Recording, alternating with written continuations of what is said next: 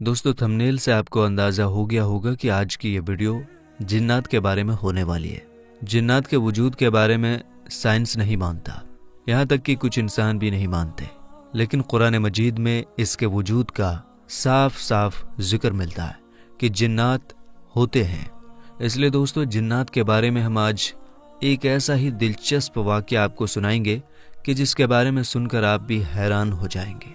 दोस्तों, एक बार एक मौलाना साहब नीम के पेड़ के नीचे बैठे हुए बच्चों को पढ़ा रहे थे और बच्चे ऊंची आवाज में अपना सबक दोहरा रहे थे। जैसे ही कोई बच्चा थोड़ी सी भी गलती करता तो मौलाना साहब उसे फौरन ठीक करवा देते। बच्चे अपनी अलग अलग आवाज में सबक पढ़ रहे थे। इतने में अचानक मौलाना साहब को एक भारी सी आवाज आई। आवाज सुनकर मौलाना साहब घबरा गए। कहने वाला कह रहा था, मियाँ जी अस्सलाम वालेकुम। मौलाना साहब जिन बच्चों को पढ़ा रहे थे उन सब की आवाज को वो बखूबी पहचानते थे, लेकिन ये आवाज बिल्कुल अलग थी। मौलाना साहब हड़बड़ाते हुए कहने लगे, वालेकुम अस्सलाम, कौन हो? उनके सामने तकरीबन 7 या 8 साल का एक लड़का अपना सर झुकाए खड़ा था और अंदर आने की इजाजत मांग रहा था। मौलाना साहब ने कहा, आ जाओ मियाँ, अंदर आ जाओ। अकेले आए हो या तुम्हारे साथ तुम्हारे घर वाले भी हैं, यानी तुम्हारे अब्बू अम्मी भी हैं? ये सुनते ही लड़का सब बच्चों को फलांगता हुआ मौलाना साहब के पास आ गया और हाथ बांधकर खड़ा हो गया। उसकी नजरें झुकी हुई थी। उसने मौलवी साहब के सवालों का जवाब नहीं दिया। शायद वो मौलवी साहब के अगले सवालों का इंतजार कर रहा था। मौलाना साहब को खुद ही पूछना पड़ा कि क्यों भाई, कौन हो तुम और कहाँ से आए हो? क्या कुछ पढ़ना चाहते हो? बच्चे ने जवाब दिया, जी हाँ मौलवी साहब, आप मुझे अपनी शागिर्दी में ले लीजिए। मौलाना साहब उसके मासूम सरापे में खो गए, लेकिन उस बच्चे की आवाज़ थोड़ी अलग थी। वो उसे घूरते हुए बोले, क्या तुम इसी गांव के रहने वाले हो?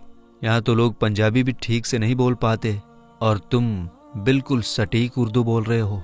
लड़का जरा सा भी नहीं घबराया और बोला, दरअसल बात कुछ ऐसी है मौलाना साहब, मैं इस सामने वाले जंगल के पीछे जो गांव है वहां से आया हूँ, जहां नदी बहती है। आप तो जानते ही हैं, पिछले महीने मूसलाधार बारिश की वजह से वहां सैलाब आ गया था और इससे बहुत सारे दरख्त भी उखड़ गए थे, लोगों के घर भी बह गए थे। हमारा घर भी इसी में डूब गया और मैं अपने माँ बाप से बिछड़ गया और अब मैं चाहता हूँ कि मैं आपके पास रहूं, क्योंकि इस गांव के सारे बच्चे आपके पास पढ़ते हैं। मैं आपके साथ रहना चाहता हूँ। मौलवी साहब ने जब उसकी ये बात सुनी तो हैरान होकर बोले, लड़के तुम्हारी उम्र क्या है? कद काट से तो तुम 7 या 8 साल के लगते हो, मगर बातचीत तो बड़ों जैसी करते हो। बच्चे ने कहा, मैं 13 साल का हूँ, बीमारी की वजह से मेरा कद छोटा रह गया। उसकी ये बात सुनकर सारे बच्चे खिलखिलाकर हंसने लगे।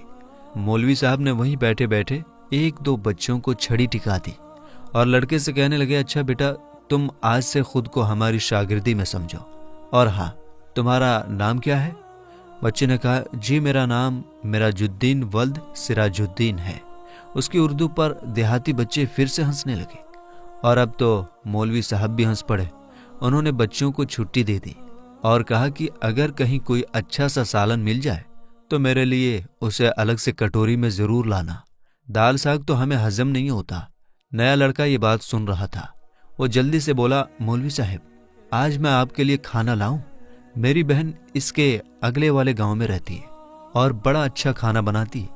मौलवी साहब के मुंह में पानी आ गया, मगर फिर भी दिखावा करते हुए मौलवी साहब बोले, तुम कहाँ इतनी रात को अगले गांव में जाओगे? आज वैसे भी चौधरी साहब के घर से अच्छा खाना आने वाला है, जुमेरात है ना, इसलिए। इसके बाद उस नए लड़के को एक बड़े से हुजरे में जहां बाकी सारे बच्चे रहते थे वहां पहुंचा दिया गया और वो बच्चा भी उनके साथ खजूर की चटाई पर सो गया। दोस्तों, अगर आपको ये वीडियो अच्छी लग रही है तो आपसे रिक्वेस्ट करते हैं कि वीडियो को एक लाइक ज़रूर कीजिएगा। दोस्तों, इस तरह से वो लड़का जिसका नाम मिराजुद्दीन और उसके बाप का नाम सिराजुद्दीन था, वो मौलवी साहब का एक अच्छा सा शागिर्द स्टूडेंट बन गया। उसका हाफिज़ा बड़ा अच्छा था। उसने 1 हफ्ते में बगदादी कायदा पूरा कर लिया और सिर्फ 3 महीने में कुरान पाक पूरा पढ़ लिया और अब तो उसे हिफ्ज भी करने लगा था। मौलवी साहब तो हैरान थे कि आज तक हजारों शागिर्दों को मैंने पढ़ाया है, मगर ऐसा हाफिजा ऐसी रवानी कभी देखने सुनने में नहीं आई। जब भी उसका सबक सुनते तो गड़बड़ा जाते कि ये लड़का इंसान भी है या कोई और मखलूक है। मौलवी साहब ऐसा सोचते जरूर थे, मगर अपना यह ख्याल कभी जाहिर होने ना दिया। वो सोचते थे कि इतना अच्छा बच्चा है, कहीं बददिल होकर भाग ना जाए। वो बच्चा तो हाफिज कुरान भी बन चुका था, मगर मौलवी साहब को अब उससे प्यार सा हो गया था, इसलिए उसे अपना बेटा बना लिया। मौलवी साहब ने उम्र भर शादी ना की थी। एक रात मौलवी साहब किसी का निकाह पढ़वा कर लौटे तो ज्यादा मुर्गे का गोश्त खाने की वजह से पेट में तकलीफ महसूस हुई। मौलवी साहब को जब भी बदहजमी होती तो वो हींग का इस्तेमाल करते और ठीक हो जाते, लेकिन वो हींग भी खत्म हो चुकी थी और दोबारा मंगवाने का मौका भी नहीं मिला। सारे लड़के सो चुके थे, मगर मेरा जुद्दीन जाग रहा था और इबादत इलाही में मशगूल था। मौलवी साहब दर्द से कराहते हुए बोल रहे थे, अरे भाई, कोई है जो मुझे कहीं से जरा सी हींग ला दे। मेरा जुद्दीन ने सोचा उस्ताद साहब तो बड़े तकलीफ में हैं और अगर इस वक्त उनकी मदद ना की तो शायद अल्लाह पाक मेरी इबादत भी कबूल ना करे। सारे शागिर्द सो रहे थे, इतनी रात में कौन अपनी नींद खराब करे, मगर मेरा जुद्दीन हमेशा की तरह खिदमत के लिए तैयार था।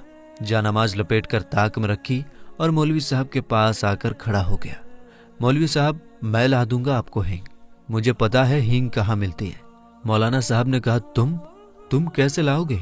इतने छोटे से तो हो, क्या तुम्हें अंधेरे से डर नहीं लगता? रात इतनी है, सर्दी भी हो रही है। मेराजुद्दीन ने कहा, नहीं, मैं तो अपने सारे काम जब चाहूं कर लेता हूं और मुझे अंधेरे से डर नहीं लगता। मौलवी साहब ने हैरान होकर सर पकड़ लिया और सोचने लगे कि रात का दूसरा पहर है और ये नन्हा सा लड़का बाहर जाने को तैयार है। मौलवी साहब ने कहा, अच्छा, अगर तुम जिद कर ही रहे हो तो फिर दूर ना जाना, ये नुक्कड़ वाले बनिए से जरा सी हींग मांग लेना, कह देना कि मौलाना साहब ने मंगवाया है। लड़का तो जैसे इजाजत मिलने का इंतजार कर रहा था, वो तेजी से बाहर गया। उसके बाहर निकलते ही ऐसा लगने लगा जैसे अचानक तेज हवाएं चलना शुरू हो गईं और बारिश हो रही हो। मौलवी साहब का तो दिल दहल गया, क्योंकि कमरे में रोशन मिट्टी का दिया भी हवा के झोंके से टिमटिमाकर बुझ गया था। मौलवी साहब दिल ही दिल में परेशान हुए कि बिना माँ बाप के बच्चे को रात के वक्त बाहर क्यों भेज दिया। अगर उसे कुछ हो गया तो? मौलाना साहब इसके आगे और कुछ सोचते कि इतने में अचानक से दरवाजा खुला और मेराजुद्दीन वापस आ गया। और हैरत की बात यह थी कि बाहर कोई तेज हवा का नामो निशान तक ना रहा था, हर चीज अपनी जगह पर थी। मौलवी साहब का तो दर्द उसी वक्त खत्म हो गया जब उन्होंने देखा कि मेराजुद्दीन के कपड़े तो बिल्कुल सूखे हुए हैं। हालांकि वो कुछ छाता या बरसाती भी ओढ़कर नहीं गया था और वापस भी बस कुछ ही मिनटों में आ गया। और सबसे बड़ी हैरानी की बात यह थी कि उसके हाथ में हींग तक नहीं था।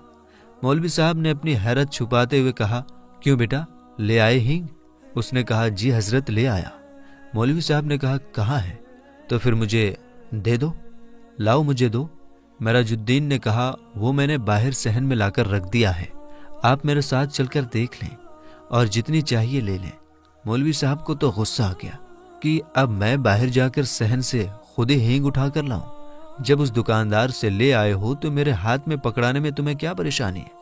बच्चे ने कहा, अरे आप आइए तो सही मौलवी साहब। वो उन्हें बाजुओं से पकड़कर सहन में ले गया।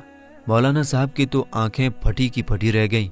सहन हींग की बोरियों से भरा हुआ था, यानी सहन में हींग की बोरियां ही बोरियां थी। शायद मनों के हिसाब से हींग लाकर उस्ताद की खिदमत में हाजिर कर दी थी। उन्होंने एक नजर हींग के अंबार को देखा और फिर मेराजुद्दीन के चेहरे की तरफ देखा। उसका सर हमेशा की तरह उस्ताद के सामने झुका हुआ था। मौलवी साहब ने कहा, इधर आओ, जरा मेरी तरफ आंख उठाकर देखो। उन्हें पहली बार उस पर गुस्सा आ रहा था। उनके पेट का दर्द तो रफू चक्कर हो गया था। उन्होंने उसे कंधे से पकड़कर झिंझोड़ डाला और उसकी आंखों में आंखें डालते हुए बोले, सच सच बता दो, तुम कौन हो? क्या तुम्हारा ताल्लुक जिन्नात से है? बच्चे ने कहा, जी हजरत, आपका ख्याल दुरुस्त है, मैं वाकई एक जिन का बच्चा हूं। उसका सर उस्ताद के कदमों पर था और वो ज़ारो कतार रो रहा था और लगातार माफी मांग रहा था। मौलवी साहब ने प्यार से उसका सर अपने कदमों से हटाया और उसे गले से लगा लिया। उसने बताया कि इसी नीम के पेड़ पर, जिसके नीचे सारे बच्चे बैठकर कुरान पाक पढ़ते हैं, यहाँ पर मेरा बसेरा है। میں روزانہ قرآن پاک کی تلاوت سنا کرتا تھا۔ تب میرا بھی دل چاہا کہ آپ کی شاگردی میں آؤں۔ مولوی صاحب جو غور سے اس کی بات سن رہے تھے اچانک جیسے ہوش میں آ گئے اور کہا، اچھا تو اب تو تمہارا مقصد پورا ہو چکا ہے، تم قرآن پاک کے حافظ بھی بن چکے ہو۔ بے شک تم نے آج تک مجھے شکایت کا موقع نہیں دیا، لیکن مجھے ڈر ہے کہ اگر کسی دن تمہیں کسی بات پر غصہ آ گیا اور انجانے میں تم نے اپنی طاقت کا استعمال کر دیا تو تب کیا ہوگا؟ بہتر ہے کہ اب تم چھٹی کرو اور اپنی دنیا میں لوٹ جاؤ، اور اگر تم نے میری بات نہ مانی تو میں تمہیں بوتل میں بند کر کے زمین میں دبا دوں گا۔ مولوی صاحب کی ڈانٹ سن کر وہ باقاعدہ ہچکیاں لے کر رونے لگا اور بولا، جس استاد صاحب نے اسے علم سکھایا وہ ان کی جی بھر کر خدمت نہیں کر سکے گا، اس بات کے لیے وہ زندگی بھر شرمسار رہے گا۔ مولوی صاحب نے اسے تسلی دی اور کہا کہ انہوں نے اپنا حق اس پر معاف کیا، اس لیے اب وہ سیدھا اپنی دنیا میں لوٹ جائے، یعنی جناتوں کے پاس لوٹ جائے۔ میرا جدین مولوی صاحب کو اللہ حافظ کہہ کر کسی ننھے سے بچے کی طرح دروازہ کھول کر کوٹری سے باہر چلا گیا۔ مولوی صاحب کو اس کے آنسو بھری آنکھیں رات بھر رلاتی رہیں۔ مولوی صاحب کی ہدایت پر ہمیشہ کے لیے لوٹ جانے سے پہلے اس نے ہینگ بھی واپس گودام میں پہنچا دی تھی۔ اس بات کو کافی سال بیت گئے اور مولوی صاحب کے ساتھ ساتھ سارے لوگ اسے بھول گئے، کیونکہ وہ جنات کا بچہ دوبارہ کبھی لوٹ کر نہیں آیا۔ خیر، مولوی صاحب تعویذ وغیرہ کے بھی ماہر تھے۔ اکثر گاؤں کی نوجوان لڑکیوں پر جب کبھی ہسٹیریا کا دورہ وغیرہ پڑتا اور ماں باپ سے جن بھوت وغیرہ کی کاستھانی سمجھتے تو وہ مولانا صاحب کے پاس آتے اور وہ لڑکی پھر سے ٹھیک ہو جایا کرتی تھی۔ ایک بار ایک لڑکی کو مولانا صاحب کے پاس لایا گیا۔ وہ لڑکی بنا پانی کے مچھلی کی طرح تڑپ رہی تھی اور بار بار سر پٹک رہی تھی۔ اس کی آنکھیں چنگاری کی طرح لال ہو رہی تھی، بال بکھر گئے تھے۔ مولوی صاحب کو وہ لڑکی باقی لڑکیوں سے الگ نظر آئی۔ انہوں نے اس پر کچھ پڑھا اور پھونکا اور اپنا عمل کرتے رہے۔ مولوی صاحب کچھ دیر پڑھتے رہے اور پھر وہ اچانک سے چیخ پڑے کہ میرا جدین، تم تو اپنی دنیا میں واپس نہیں گئے؟ کیا تم نے اپنے وعدے کو بھلا دیا اور یہ بھول گئے کہ استاد کی نافرمانی کتنا بڑا گناہ ہے؟ تم مسلمان جن ہو، عبادت گزار ہو، پھر تم اس لڑکی کو کیوں پریشان کر رہے ہو؟ اب تو میں یقیناً تمہیں سخت سزا دوں گا۔ تم اس لڑکی کو فوراً چھوڑ دو اور ابھی میں تمہارا علاج کرتا ہوں۔ میرا خیال ہے کہ مجھے تمہیں بوتل میں بند کرنا ہی پڑے گا۔ میرا جدین جو کہ ایک جن تھا، اس نے کہا کہ نہیں استاد، ایسا نہ کریں، آپ کو اللہ کا واسطہ، میں وعدہ کرتا ہوں کہ اب آپ کی طرف کبھی لوٹ کر واپس نہیں آؤں گا، مگر صرف ایک بار، آخری بار مجھے اپنی دنیا میں لوٹ جانے سے پہلے آپ کا ہاتھ چومنا ہے۔ آپ کو آخری بار دیکھنا چاہتا تھا۔ میں ہرگز ایسی حرکت نہ کرتا اگر میں اپنی اس سے پہلے والی کوششوں میں کامیاب ہو جاتا۔ شاید آپ کو معلوم ہوگا کہ گاؤں کے زمیندار کی ٹھیک اسی رات کسی نے چارپائی الٹ دی تھی۔ جب میں نے آپ کو اللہ حافظ کہا تھا، میرا پروگرام یہ تھا کہ یوں اس بندے کے علاج کے لیے آپ کو بلایا جائے گا اور میں اپنے محترم استاد کا دیدار ایک بار پھر سے کر سکوں گا، مگر مجھے ناکامی کا منہ دیکھنا پڑا، کیونکہ مجھے بھگانے کے لیے انہوں نے کسی کو بلا لیا تھا۔ اس نے مجھے سخت تکلیف اور اذیت پہنچائی، کیونکہ اس نے مجھے واقعی ایک بوتل کے اندر بند کر کے کھیت کے اندر دبا دیا تھا۔ وہ میری لگن سچی تھی کہ زمین پر ٹریکٹر چلا اور آج پورے 10 سال بعد مجھے رہائی ملی، تو میں نے سوچا کہ استاد کے دیدار کے شوق میں نے بڑی سزا پائی۔ اب تو میں ضرور آپ کی زیارت کروں گا، چاہے مجھے ایک بار پھر سے اس کے بدلے بوتل کے اندر کیوں نہ جانا پڑے۔ مجھے بے حد افسوس ہے کہ مجھے یہ طریقہ اپنانا پڑا، مگر میری آج خواہش تو پوری ہو گئی۔ اب آپ مجھے بس آخری بار اپنی قدم بوسی کا موقع دیں۔ میں اپنے استاد کے قدموں کی خاک پلکوں پر لگانا چاہتا ہوں، آپ کے گلے لگنا چاہتا ہوں۔ مولوی صاحب نے اسے لڑکی کو چھوڑ دینے کا حکم دیا اور اسے گلے سے لگا کر خوب پیار کیا اور دروازہ کھول دیا۔ لڑکی ایک دم ہوش میں آ گئی، مگر مولوی صاحب کی آنکھیں نم ہو گئی۔ تو دوستو، یہ قصہ ایک مولوی صاحب اور ایک جن کے بچے کا تھا جو ہم آپ کو سنانا چاہتے تھے۔ یہ ویڈیو آپ کو کیسی لگی ہمیں کمنٹ باکس میں ضرور بتائیے گا۔